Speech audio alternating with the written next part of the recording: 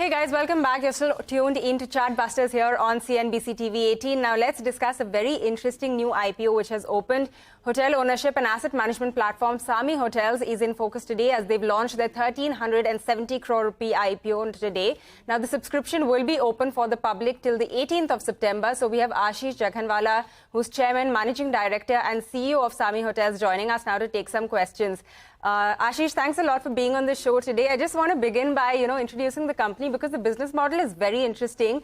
So they, typically tie up with or they buy hotels which are not doing so well, and then they partner with bigger brands like Marriott, like Holiday Inn, and then they turn around these kinds of big hotels. And I guess that's what really helps sort of re-establish them as well. Ashish, take us through a little bit more about just this model. It's not one that we hear of too often. And also take us through what is the kind of management fee that you would pay to, say, a Marriott or a Holiday Inn when you do partner with them on such a project. Thank you so much for having me here. So the business model is actually rather simple. We believe in the sector.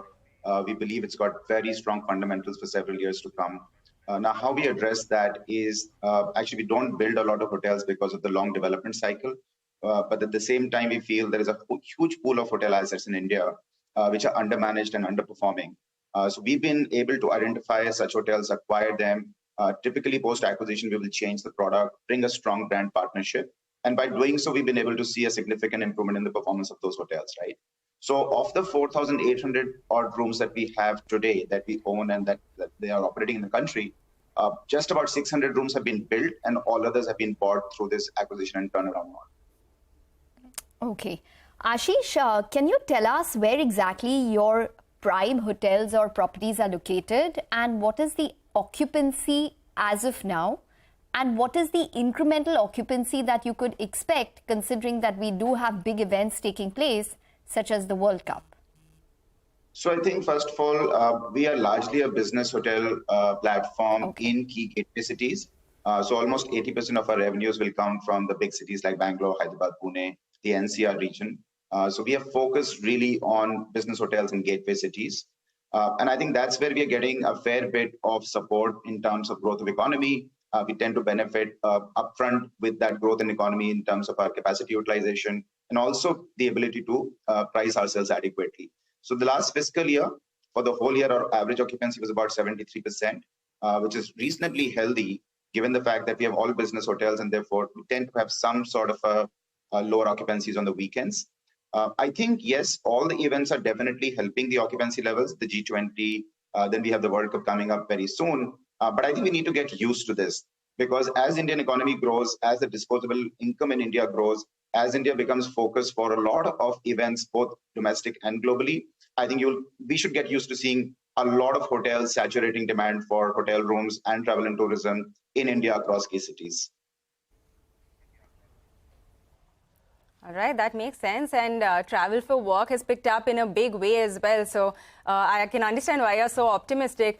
But, Ashish, for now, you said you have around 4,000 keys. At optimal capacity right now, what is the kind of revenue that you think you can do? That's one. And also considering that this kind of business travel is picking up, how many rooms are you planning to add? Is there some kind of expansion target that you have? Yeah, so first few facts, 4,800 rooms currently operating that we own in India. That makes us the third largest owner of hotel rooms. Our total revenue for the financial year 23 was actually 761 crores, but we also made an acquisition of ACIC portfolio. So including that on a pro forma basis, our actual revenue was 964 crores for FY23. In terms of where this is headed, as my hands are tied in terms of giving future forecasts. But what I can tell is that for the full year, where our for revenue was 964 crores, if you look at average room rates, they've actually improved from Q1 to 2 to 3 to 4. So we've seen very strong strength in pricing power across the sector. And I think that will help us continue to get reasonable growth. So that's just in terms of organic. We also intend actually adding about 600 rooms to our portfolio. Sorry. And those 600 rooms will be added, we'll start adding some inventory starting September next year. And then through the course of next year, FY25, FY26, we are ready to add about 600 rooms to our portfolio to take it to about 5,400 rooms. And that's all of that portfolio is within the company right now, so we don't need to make any acquisition. significant amount of capital expenditure has already been incurred on those assets. And in addition to that, we are also planning to actually renovate and rebrand about 900 of our existing 4,800 rooms.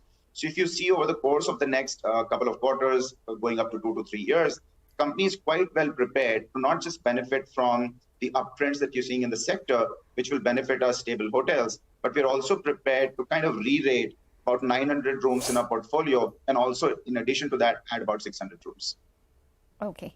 Ashish, what can you guide on the balance sheet? Because you are looking to reduce your debt. It currently stands at around 2,700 odd crores.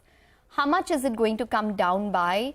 And considering that the business model you have, what can you guide on in terms of a sustainable or average level of debt for the company?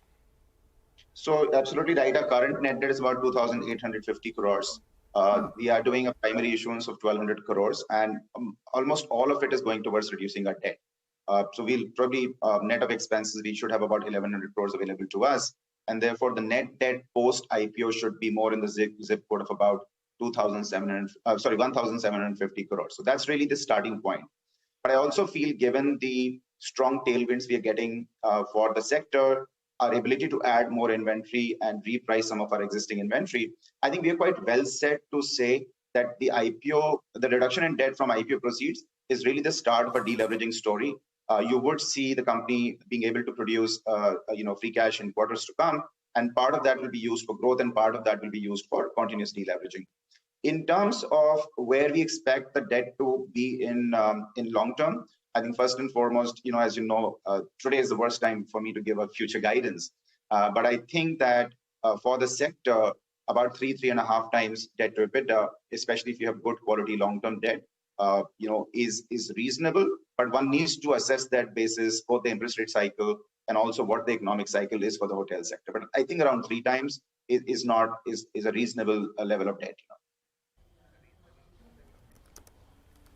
Okay, Ashish, very interesting chat with you today, and we do hope to have you back on as well, perhaps after you list, so that we can talk about more details and get some numbers out of you. That'll be very interesting too. But that is management of Samhi Hotels talking about their plans going forward, saying that currently the occupancy is at around 73%. They're also looking to add around 600 rooms. So that is their plan so far. With that, we're going to get into a short break. On the other side, there's lots more market action that we're looking at, so stay with us.